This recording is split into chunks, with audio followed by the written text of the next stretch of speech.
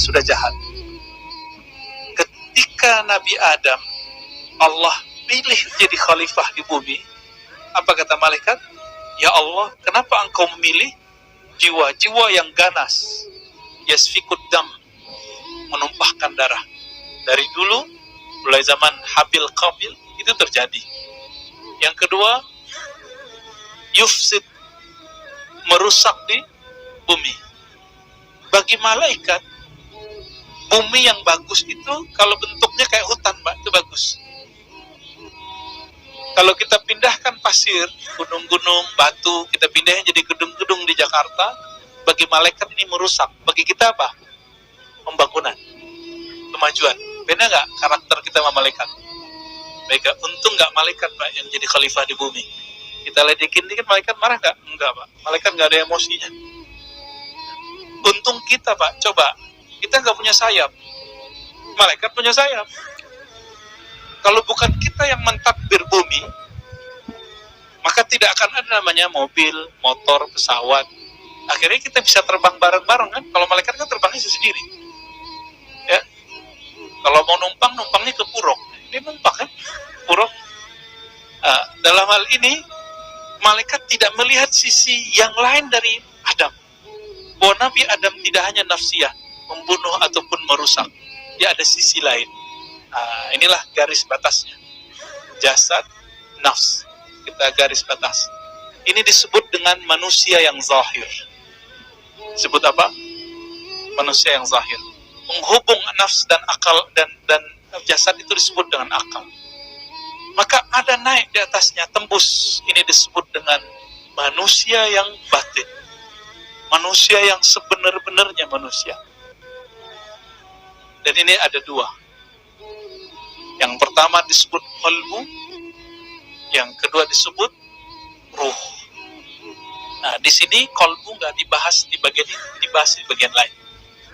Dibahasnya ruh dan sir. Loh, sir di mana? Jadi kita ini kalau zikir, Bapak kalau zikir pakai lidah apa pakai qalbu? Dua-duanya, serius. Kita cek nih. Ya. Kalau sholat tadi pakai fisik, benar. Qalbunya ngikut nggak? Serius. Tadi khusyuk nggak? Kalau tidak ada keselarasan qalbu dengan apa yang dibaca, maka berarti sholatnya baru jasadiyah. Inilah yang dikatakan dalam Al-Quran, fawailul lil musalli. Celaka bagi orang yang sholatnya baru jasadnya. Sama nggak dengan munafik? Dia sholat, pikirannya kemana-mana. Itu sholat jasadiyah. Sholat ini palsu, Pak. Sholat palsu. Kalau sholat nafsiyah itu orang sholat kalau dia lagi butuh. Tapi kalau sholatnya qalbu, dia sudah sholatnya ma'rifatullah, mengenal Allah. Dia sudah tahu, saya butuh ini, saya butuh sholat. Maka orangnya minimal sholat dengan qalbunya. Apa karakter orang kalau sholat sudah dengan qalbu? Dari awal takbir sampai assalamualaikum, yang dominan nama Allah. Allah, Allah. Begitu aja isinya Allah Maha Besar. Allah, terus Allah yang terdalam dalam hatinya. Ini khusyuk level 1.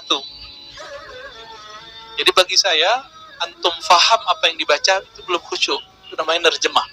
Kalau gitu orang Arab khusyuk semua dong. Ya, kita khusyuk semua dong. Ya. Ini samping saya ada Buya Asfi, ya, masih muda. Itu baca kitab, Pak, nggak perlu lihat, ngerti nerjemahinnya. Santri-santri di pesantren bisa nerjemah. Apakah mereka khusyuk? Enggak. Dulu ada syekh dari Arab datang ke sekolah kita. Pulpennya jatuh. Dia ambil, Pak, pulpennya ambil lagi. Khusyuk nggak tuh? Dia paham nggak yang dia baca? Dia paham yang dia baca. Tapi ternyata pemahamannya baru di akalnya, belum sampai ke qalbunya. Qalbu itu kalau sudah tersentuh nama Allah, maka ada beberapa efeknya. Pertama, Seperti yang disebutkan dalam surah Al-Anfal, wajilat qulubuhum, disebut nama Allah, kalbunya bergetar.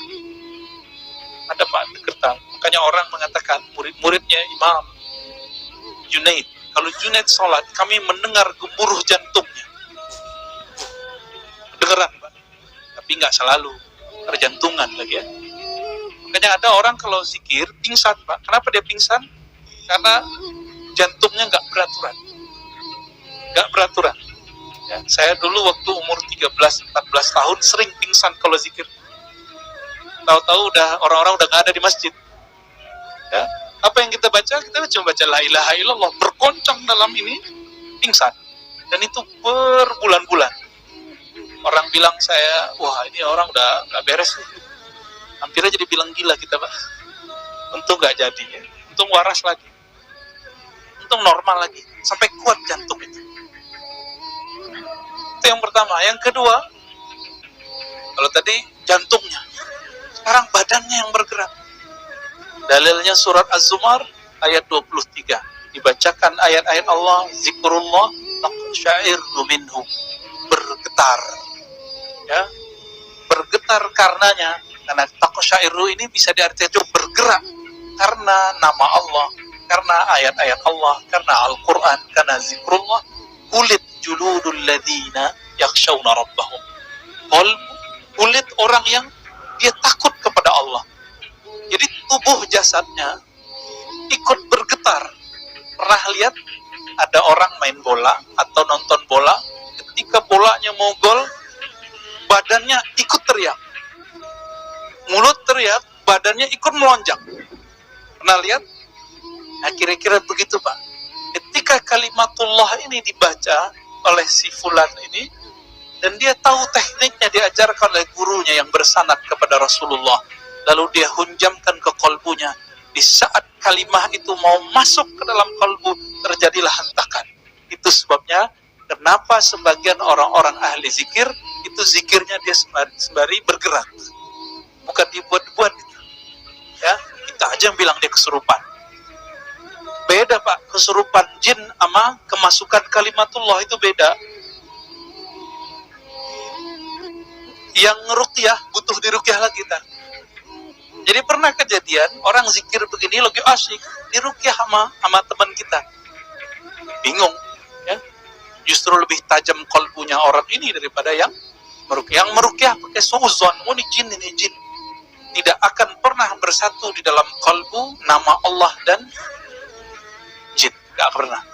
Saya pernah menyebutkan di sini bahwa syaitan itu minta izin kepada Allah. Ya Rabb, dia manggil Allah juga, ya Rabb. Jadi syaitan itu bertuhannya ke siapa? Allah juga. Izinkan aku masuk ke dalam jantungnya manusia, ke dalam kalbunya ke manusia, baik yang zahirnya jantung ataupun yang batinnya hati. Apa kata Allah? Nggak bisa, nggak boleh. Tapi aku izinkan kamu masuk melewati jalur pembuluh darah. Itu sebabnya Nabi mengatakan inna syaitan yajri majrad dam. Syaitan itu mengalir di setiap pembuluh darah. Di mata ada pembuluh darah nggak? Makanya mata kita nakal Pak, bener nggak? Iya, gitu aja Pak. Mata saya juga nakal kok. Lidah kita suka nyelekitnya. Iya, karena di situ ada. Ya, telinga kita senang denger yang jorok-jorok nggak? Ngaku aja Pak, iya. Kalau ngelihat orang tengkar seneng nggak? Seneng. Antum kan suka ngeliat beda berita, perang berita. Ya udah naik dikit. Kalau dulu perangnya perang fisik, adu ayam, sekarang adu orang, adu opini. Itu hobi. Nah, orang-orang yang jualan berita itu, mereka level pertengkarannya udah sampai di perang akliyah, bukan fisik lagi. Nafsiyahnya yang bermain itu. Dan mereka makan dari situ Pak, dari ngadu domba orang itu, menyebar hoax, menyebar opini-opini yang tidak sahih. Ya, na'udzubillah min dzalik.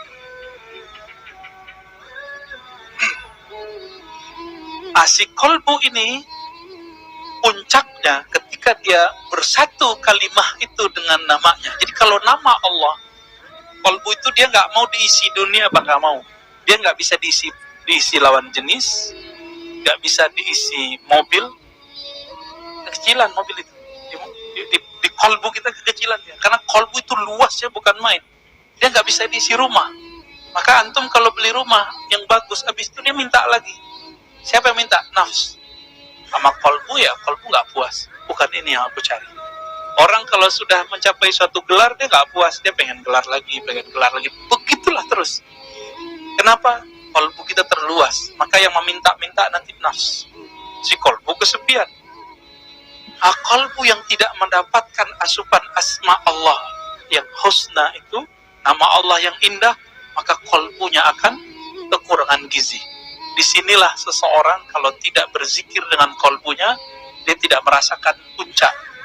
Yang ketiga, itmi'nanul qulub, ketenangan kolbu. Apa bedanya nafs mutmainnah dengan kolbu yang damai? Nafs yang tenang itu hanya dapat dicapai dengan kolbu yang berzikir. Jadi nggak, mohon maaf, kalau banyak orang tanya, Ustadz gimana cara menundukkan syahwat? Nggak ada doanya. Dan banyak orang, Ustadz kasih dong saya zikir menundukkan syahwat. Nggak ada. Nggak ada zikir menundukkan syahwat. Zikir-zikir itu bukan untuk nafs. Zikir itu untuk melawan syaitan di kolbu. Jadi kolbu kita setiap kali lepas dari zikrullah, maka belalainya syaitan masuk ke dalam. Berarti zikir hanya untuk melawan nafs, urus sendiri. Latih puasa, latih bangun malam, latih tidak banyak ngomong, latih sendiri. Jangan salahin syaitan kalau maksiat. Ya. Kalau kita berpikir yang jorok, itu bisikannya emang dari syaitan. Tapi nanti yang eksekutornya siapa? Nafs kita. Selalu itu. Maka Bapak Ibu yang bukan Allah, kalau sudah paham nih, jadi ada diri yang disebut dirinya kolbu. Kolbu boleh diartikan sentralnya jiwa, sentralnya manusia. Asentralnya ini dia cuma diisi dengan nama Allah, sifat Allah, nggak lebih. Dia nggak mau apa-apa. Itu sebabnya beberapa teman kita yang level pengenalannya ke dalam dirinya sudah level kolbu, lagi lapar, zikir hilang pak laparnya. Lagi sakit badannya, jasadnya, diajak zikir, langsung ringan. Ini Ustadz kita kan ahli Quran tuh, kalau sakit baca Quran aja tuh pak. Karena kolbunya sudah nyaman dengan Al-Quran, langsung ringan. Coba Bapak rasakan, kita lagi sakit demam nih, yang kita baca apa? Gitu ya, benar nggak? Dalam ilmu huruf, orang baca itu ada kaitannya dengan Allah. Sebabnya dalam tradisi ahli zikir ada zikir supaya nanti kalau antum kesakitan nggak perlu ngeluh lagi, malu kepada Allah, mending sebut nama Allah. Udah gitu aja. Ini rahasia zikir Allah atau Allah. Jadi ini nggak beda. Dalilnya apa? Qul wallahu ahad. Qul, katakan ya Muhammad, huwa Allah ahad. Itu tinggal antum pretelin satu. Boleh zikir boleh Allah, boleh ahad. Zikirnya Bilal bin Rabah, ahad. Disebut ismul fard, berzikir dengan satu nama. Tapi ini dibantah kemudian oleh Syekh Ibnu Taimiyah. Dia katakan, ini kalimatnya belum sempurna. Apakah ada kalam yang lebih sempurna daripada nama Allah? Tidak ada. Maka orang cukup dengan zikir Allah ahad, itu sudah lengkap. Ya. Lalu kalau dia terus mengasupi kolbunya terus, kolbu hanya makanannya apa tadi? Nama Allah dan sifat Allah. Oke, sudah nyambung? Kalau nafs tadi makanannya apa? Ya, kehendak, syahwat. Kalau badan ya makanannya nasi, air. Kalau kolbu makanannya zikrullah. Zikir yang mana? Bukan zikir lisan saja, tapi zikir lisan yang sudah tembus ke dalam kolbu. Tapi kolbu ini nanti, kalau kita berhenti di kolbu, ada satu diri kita lagi yang disebut di dalam kitab ini, ar-ruh. Roh. Roh ini yang Nabi katakan, al-ihsan an ta'budallah ka'annaka tarah. Jadi ketika Jibril datang bertanya, wahai Rasulullah, wahai Muhammad, apa itu ihsan? Islam, iman sudah ada rukunnya. Ihsan apa rukunnya? Cuma satu. Engkau menyembah seakan memandangnya atau merasa dipandangnya. Yang merasakan memandang Allah, yang merasakan dipandang Allah, itu bukan tubuh ini, bukan juga nafs, bukan juga qalb, tapi yang merasakan siapa? Ruh. Ini yang disebut dengan ihsan. Hadis Imam Muslim, hadis pertama dalam Kitabul Iman.